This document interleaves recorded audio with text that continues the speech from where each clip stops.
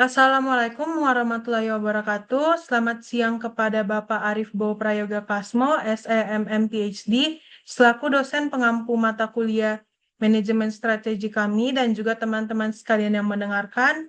Izinkan kami dari kelompok 5 akan menyampaikan hasil kerja kami mengenai pemetaan, identifikasi posisi, formulasi strategi, dan juga justifikasi 4 bisnis utama Unilever berdasarkan BCG Matrix. Dengan saya Tirza Ranggada Turombe dengan NIM 4312 41231 dan rekan saya. Marsha Dedehani dengan NIM 43 12 40 173. 4312 40 179.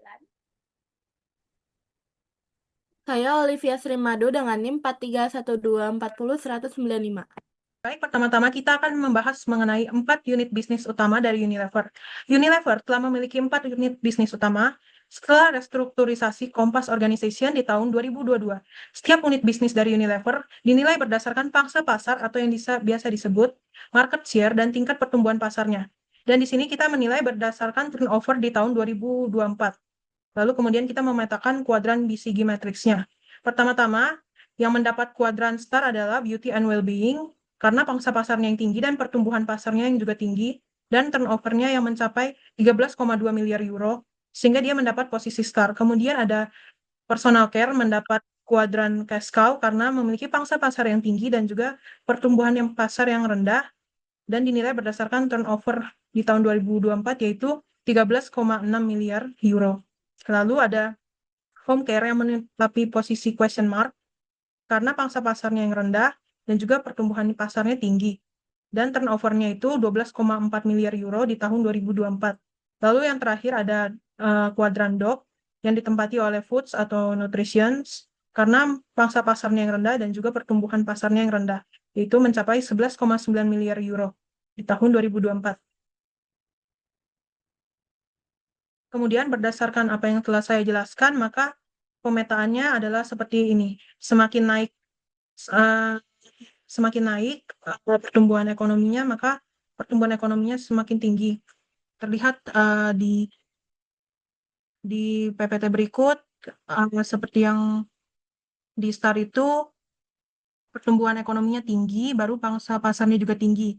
Lalu cash cow yang pangsa pasarnya tinggi, pertumbuhan ekonominya rendah, yang question mark atau home care-nya itu pangsa pasarnya rendah, tapi pertumbuhan ekonominya tinggi, dan foods atau nutrition menempati posisi dog, yaitu pangsa pasarnya rendah dan pertumbuhannya rendah.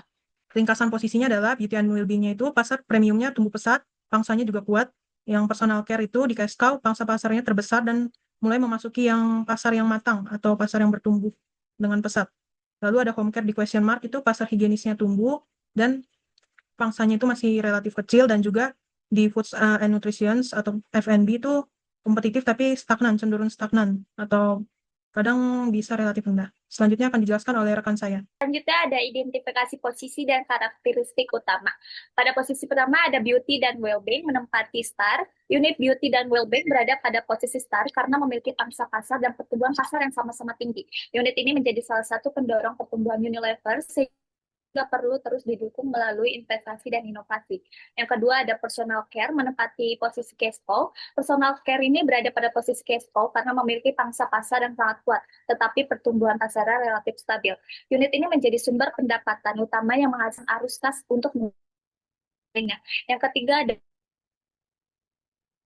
home care ini termasuk pada question mark karena pertumbuhan pangsanya pasarnya tinggi, tetapi pangsa pasarnya masih rendah. Oleh karena itu, Unilever perlu mempertimbangkan strategi investasi yang tepat agar unit ini dapat berkembang jadi star di masa depan. Yang terakhir ada food atau nutrition menempati posisi dog. Food atau nutrition ini berada pada posisi dog karena memiliki pangsa pasar dan pertumbuhan pasar yang relatif rendah. Fokus utamanya pada unit ini adalah menjaga profitabilitas serta mempertimbangkan pengurangan atau divestasi pada produk yang kurang menguntungkan. Next slide. Selanjutnya ada formulasi strategi korporat. Yang pertama itu ada beauty well-being. Kategori ini adalah berada pada posisi start yang ditandai dengan warna kuning yang menunjukkan pertumbuhan tinggi dan potensi yang besar. Strategi ini digunakan dalam build atau invest, artinya perusahaan ini perlu mengalokasikan investasi yang besar untuk memperkuat pertumbuhan bisnisnya. Ada tingkat investasi R&D untuk skincare dan haircare premium, perluas pasar global, memperkuat penjual digital dan sosial media marketing, dan terakhir adalah fokus mempertahankan posisi di segmen premium. Karena unit ini sangat potensial, Unilever ini perlu terus berinvestasi agar pertumbuhan ini maksimal. Yang kedua, ada personal care. Itu ada Cashco. Ini berada di posisi berwarna merah hijau. Warna hijau ini melambangkan stabilitas dan profit yang kuat. Strategi ini digunakan adalah hold atau harvest, yaitu mempertahankan posisi pasarnya yang sudah kuat, sekaligus memaksimalkan keuntungan. Ada optimalkan efisiensi operasional untuk meningkatkan profit. Yang kedua adalah mempertahankan loyalitas konsumen. Yang tiga adalah lakukan inovasi secara bertahap sesuai dengan kebutuhan pasar. Dan terakhir ada gunakan profit untuk mendukung unit bisnis start. Jadi unit ini menjadi sumber pemasukan utama bagi Unilever. Yang ketiga ada home care, ada question mark. Kategori ini berada di posisi question mark yang ditandai dengan warna kuning, yang memiliki peluang masih sedikit. Strategi ini adalah selektif, yaitu perusahaan berinvestasi secara selektif pada area yang paling berpotensi. Fokusnya itu ada fokus pada produk seperti Domestos dan Chief, memperkuat pasar di area Asia, Pasifik, dan Afrika, kembangkan produk yang ramah lingkungan, dan terakhir adalah evaluasi potensi pertumbuhan secara berkala. Unit ini memiliki peluang besar, tapi membutuhkan strategi yang tepat dan selektif. Dan terakhir, ada food nutrition dan berakhir di kategori dog yang ditandai dengan warna merah. Warna merah ini menunjukkan unit ini memerlukan perhatian lebih karena pertumbuhan dan kontribusinya rendah. Yang artinya strategi ini dapat mengurangi investasi, memastikan keuntungan, dan yang tersisa atau bahkan melepas unit bisnis yang kurang potensial. Ada fokus pada brand unggulan, yang kedua ada kurangi brand dengan profit rendah, yang ketiga memaksimalkan pendapatan dari unit yang masih menguntungkan, yang terakhir tingkatkan efisiensi untuk menjaga profitabilitas. Jadi unit ini perlu dievaluasi agar tetap efisien dan tidak membebani perusahaan. Kemudian ada justifikasi strategi. Dasar teori BCG Matrix ini mengklasifikasi unit bisnis berdasarkan dua variabel, yaitu relative market share dan market growth rate. Setiap posisi memiliki implikasi alokasi sumber daya yang berbeda untuk memaksimalkan portfolio value perusahaan. Yang pertama, beauty and well-being, yaitu Build Star. Segmen ini berada di pasar pertumbuhan tinggi dan memiliki kinerja yang kuat. Karena itu, perusahaan perlu berinvestasi agar menjadi pendorong utama pertumbuhan di masa depan. Yang kedua itu personal care atau hold atau harvest cash cow, yaitu personal care ini menghasilkan arus kas yang stabil karena sudah memimpin di pasar yang matang. Strateginya adalah mempertahankan kinerja dan memanfaatkan keuntungan untuk mendukung investasi pada beauty and well-being. Yang ketiga home care, yaitu build selective. Justifikasi teorinya yaitu question mark di pertumbuhan pasar, tapi share-nya rendah. Perlu keputusan invest or exit. Logika bisnisnya itu hygiene, awareness pasca pandemi, meningkatkan permintaan produk home care secara global. Yang keempat itu food nutrition atau divest atau harvest. Itu dog. Segmen foodnya memiliki pertumbuhan dan pangsa pasar yang rendah. Strategi yang tepat adalah mengurangi investasi dan fokus pada produk yang paling menguntungkan untuk meningkatkan efisiensi perusahaan.